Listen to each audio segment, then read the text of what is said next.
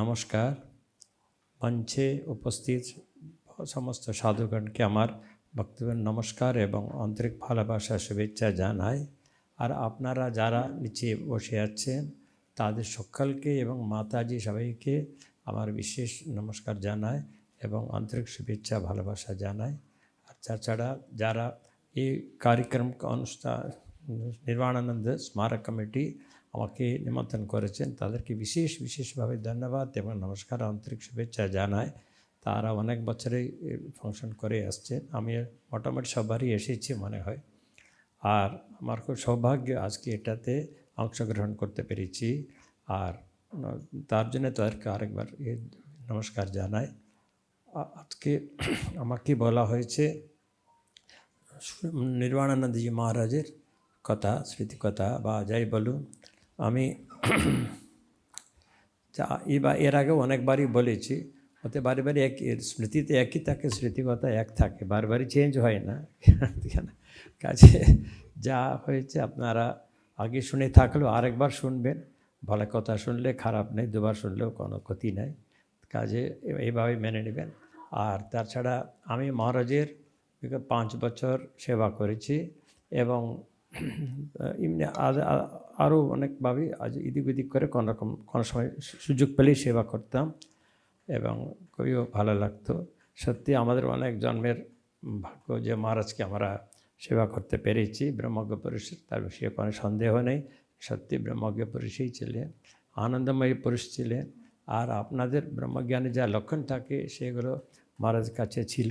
হয়তো আমরা কিছু বুঝতে পেরেছি এবং বুঝতে পারিনি, তবে বেশিরভাগই আমরা দেখতাম খুব আনন্দময় পুরুষ ছিলেন।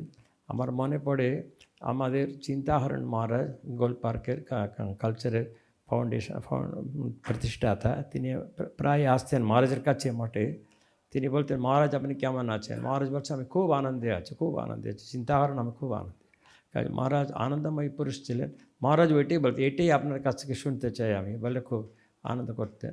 খুব ভালো লাগতো মহারাজকে সবসময় এটা আনন্দের মধ্যে দেখতাম এবং ভাবেই দেখতাম। আরেকবার মনে পড়ে আমরা মহারাজকে এতে বিশেষ দিয়ে না ঠাকুর উৎসব হয়তো আসবে, ওই সময় মহারাজ সাধুদের কাপড় দিতেন, তা ওনার হাতে সব সাধুরা নিতেও চাইতো। তখন একবারে আশা করছি 1 বছর এরকম হয়েছে, মহারাজ সকালবেলা টিফিনকে পাশে মহাপুরুষ মহারাজ ঘর আছে, ওখানে উনি গিয়ে বসতেন, আমরা সাফা করতাম। ইতিমধ্যে কাপড় দেওয়া হতো, সাধুরাও সব এসছেন। মহারাজকে আমি নিয়ে গেছি, নিয়ে বসিয়েছি। তো মহারাজ বলছেন, কী ব্যাপার, আজকে তো সব কাপড় সাজানো আছে, কী ব্যাপার? আমি বললাম, মহারাজ আপনার হাতে সাধুরা কাপড় নেবে, ঠাকুর সব আসছে তো ওই জন্য। আমার মনটা তো নামতেই চায় না, তোমার কেন আমাকে এসব করছো, নিজেরাই দিয়ে দাও না যা দেবার, আমার দরকার কি, তোমার নিজেরাই দিয়ে দাও। আমার না মহারাজ আপনি শুরু করুন, তারপরে আমরা যা দেখিয়ে নেব। এইভাবে তা করা হলো, সেদিন করা হলো। তবে সবসময় মহারাজের মনটা একটু উঁচু অবস্থায় থাকতো, সেই আমরা অনেকবারই বুঝতে পারছি। এখন দিন যেতে যেতে আর বেশি বুঝতে পারছি। আবার মহারাজকে নিয়ে আমরা ঠাট্টা আনন্দ করতাম, মাঝে মাঝে মজা করতাম। উনি আমাদের সমান হয়ে যেতেন প্রায়, তখন আর কোনো বুঝতেই পারা যেত না যে উনি একজন ব্রহ্মজ্ঞ হিসেবে মাথাতে উঠেই গেছিলো। তখন মহারাজ আমার সঙ্গে আছেন, আমাদের সঙ্গে এরকম। তো মহারাজকে নিয়ে আমরা গিয়ে ঘরে শুয়ে দিতাম, টিফিন খেয়ে মা শুয়ে একটু বিশ্রাম করতেন। 10টা নাগাদ মহারাজ উঠে দর্শনের জন্য বসতেন। 10টা সাড়ে 10টা বোধহয়, একটাই বেশি হবে তো। কিন্তু সেই দিন ছিল রাজা মারার জন্মদিন বা কোনো মহারাজের জন্মদিন। সেদিন পাটের ঘণ্টা পড়ে 10টার সময় মঠে, এখনও পড়ে, সেটা খুবইও সব সাধুরা যাওয়াটায় ওই জন্য পাটের ঘণ্টা পড়ে। মহারাজকে আমি প্রণামের জন্য উঠাতে গেছি, উনি তো বলছেন, কী রে, খুব রেগে যাচ্ছেন, কেন কী ব্যাপার মহারাজ, কী হলো? হ্যাঁ, তোমরা আমাকে খাওয়াও নেই, ঘণ্টা পড়ে গেছে, সাধুরা কে চলে গেছে, আমার কোনো খাবারই নেই, আমি এখন কোথায় যাই, কী করি? সাংঘাতিক অবস্থা। আর কিছুতেই থামাথামি ব্যাপার নেই। আমরা ভাবছি, মহারাজ এটা পাটের ঘণ্টা, না তোরা জানিস না। উনি জানেন, আমার জানে না কিছু। খুব একদম করে, খুবই করছেন, মানে বকাবকি করছেন। ও তো হলো তা সত্যকৃষ্ণকে ডাকো, এখানে ওকে জিজ্ঞেস করবো। তারপরে সত্যকৃষ্ণ মহারাজকে ডাকা হলো।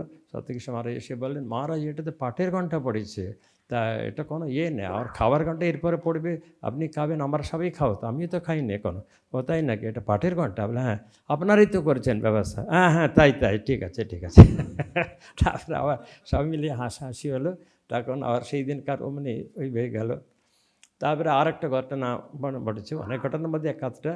তো বলরাম মন্দিরে যখন মহারাজ গেছেন, একজন দীক্ষা নিবে তো ঠিক আছে, মহারাজ বলছে দীক্ষা দেবো, ঠিক আছে, তোমাকে 100 টাকা দিতে হবে। আমার 100, আমি তো আর ঘরে এসে মহারাজ সঙ্গে একটু ঠাট্টা করি, মহারাজ কী ব্যাপার আপনার 100 টাকা দিবেন? আগের দিন তো হরিতিকি দিয়ে দীক্ষা দিত, আপনি 100 টাকা দিবেন? হ্যাঁ, তুই জানিস না 100 টাকা দিলে মনে করবে অনেক টাকা দিয়ে দীক্ষা নিয়েছি, আমাকে জব করতেই হবে। নাহলে ওরা করবেই না। কাজে ওদেরকে ওইভাবে কত চিন্তা, দেখুন ভক্তরা যাতে জব করে ঠিক মতন, সেটা তার খুব চিন্তা ছিল। তারপরে এরকমভাবে বহু বহু বহু ঘটনা ওনার কাছে। আমি এই করতে করতে একবার এমনি আমার সঙ্গে একটু বেশি ফ্রি ছিলেন মহারাজ। আমি একবার জিজ্ঞেস করছিলাম, মহারাজ আপনার কি ব্রহ্মজ্ঞান হয়েছে? না, আলবাত হয়েছে, এর কোনো সন্দেহ নেই, আমার তো নিশ্চয়ই হয়েছে, কারণ আমি কোনো এই করছি না। রাজা মহারাজ আশীর্বাদ আমার আর মহাপুরুষ মহারাজ দুজনের আশীর্বাদ আছে, আমার হবে না? মানে তাই তো বটে, আমরা বুঝবো কী করে? তোমরা ব্রহ্মজ্ঞান হচ্ছে অনুভব করতে, এক্সপিরিয়েন্স, এটা করা যাবে না, বলে বোঝানো যাবে না, তোমাকে অনুভব করতে হবে, এক্সপিরিয়েন্স করতে হবে, তবে গিয়ে বুঝবে। বলে তাহলে আমরা কী করি? তোমরা চেষ্টা করো, যদি হয়তো হবে, কী আছে? কিন্তু আমরা তো বুঝলাম, যা বুঝলাম, কিন্তু ভক্তরা কী করবে? ভক্তরা বুঝলে না বুঝলে আমার কী বয়ে গেল, আমি তো আনন্দে আছি। কাছে খুব আনন্দে থাকতেন। আবার এমনি সবসময় এরকমভাবে খুব ভালো লাগতো মহারাজকে সবসময়। এটা আমার এমন পরিবেশের মধ্যে ছিলাম, তার কাছে থাকলে খুবই নানা রকম হতো। আর খুব দয়ালু ছিলেন। আমি একবার টিসি থেকে এসে সেবা করতে এসেছি, তখন উনি বিজয়ী এসেছিলাম, তখন উনি বললেন, আরে তুই বিজয়ী এসেছিস, তুই একদম সঙ্গে সঙ্গে আমার নতুন ধুতি বার করে দিলেন। তারপরে আমার সেবায় খুব খুশি হয়েছেন। তারপরে খুবই ছিলেন মাঝে মাঝে, কিন্তু খাওয়ার সময় গোলমাল করতেন। আমলদা নানা রকম খাবার তৈরি করে দিতেন, কোন সময় খেতেন, কোন সময় খাবেন না, কিন্তু খাওয়াটা বড় ঝামেলা ছিল সেই বয়সে। কিন্তু সবসময় উনি ওই খাবার নিয়ে সমস্যা ছিল। তবে আবার যখন খাবার সময় খাবেন না, পরে আবার এসে আমি এখনই খাবো বলবেন, তো তখন কিছু ব্যবস্থা করে দিতে হতো। এভাবে অনেক সময় করতেন।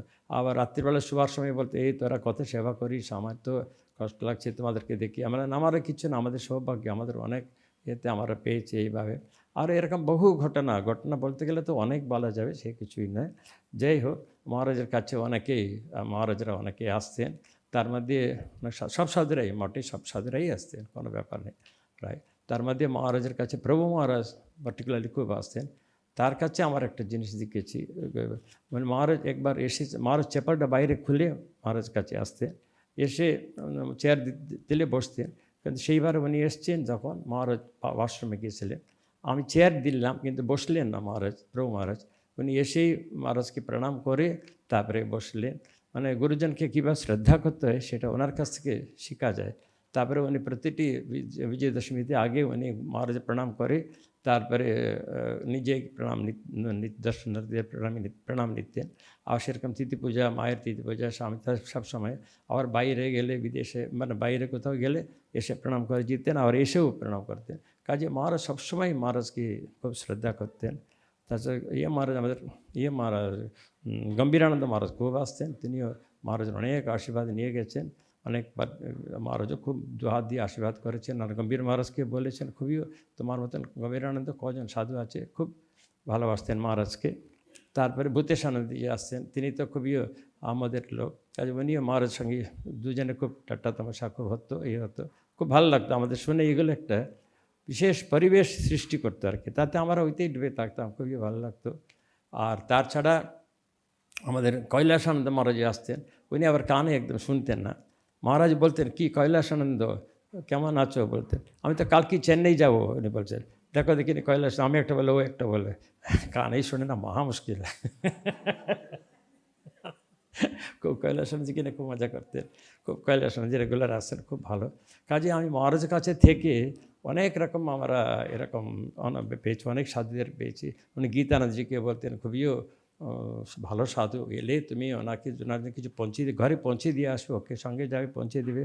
খুব হিতানন্দজি আর গীতানন্দজি উনি খুবই স্নেহ করতেন, খুব ভালোবাসতেন, খুব ভালো সাধু বলতেন। তাছাড়া আরও সত্যকৃষ্ণ মহারাজ, এরা তো ওনার কাছে খুব ছেলে মানুষ, তাদেরকে নানা রকম রহড় করতেন। সত্যকৃষ্ণ মহারাজ ये नरेश महाराज नरेश महाराज একটু গম্ভীর থাকতেন না, সত্যকৃষ্ণ মহারাজ সঙ্গে খুব ইয়ে হতো। তো একবার মানে আপনার মনে আছে সত্যকৃষ্ণ মহারাজ একবার মায়ের উৎসবে লেকচার দিয়েছিলেন, মহারাজ বারান্দায় বসে বসে শুনলেন।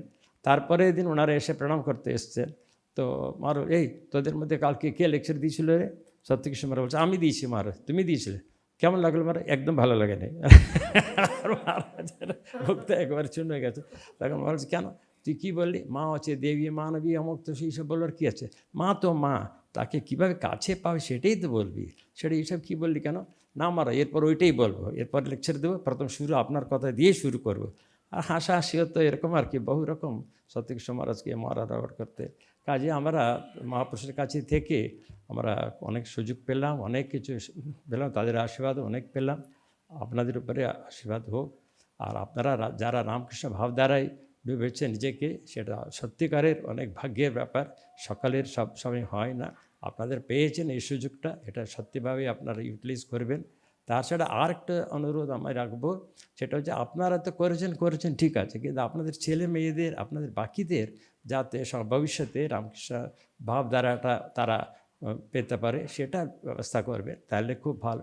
নিজেরাই করে চলে গেলে সেটা তো কোনো লাভ হলো না, কিন্তু তারাও যদি পান, তাহলে রামকৃষ্ণ ভাবধারা, রামকৃষ্ণ যেখানে ঢুকবেন সেই বাড়িটা সত্যি ভালোভাবে, ছেলেমেয়েরাও ভালো থাকবে, ভবিষ্যতে খুব ভালো উজ্জ্বল হবে। এই বলে আমি আমার শেষ করছি। ভুল ত্রুটি থাকলে ক্ষমা করবে। নমস্কার, ধন্যবাদ।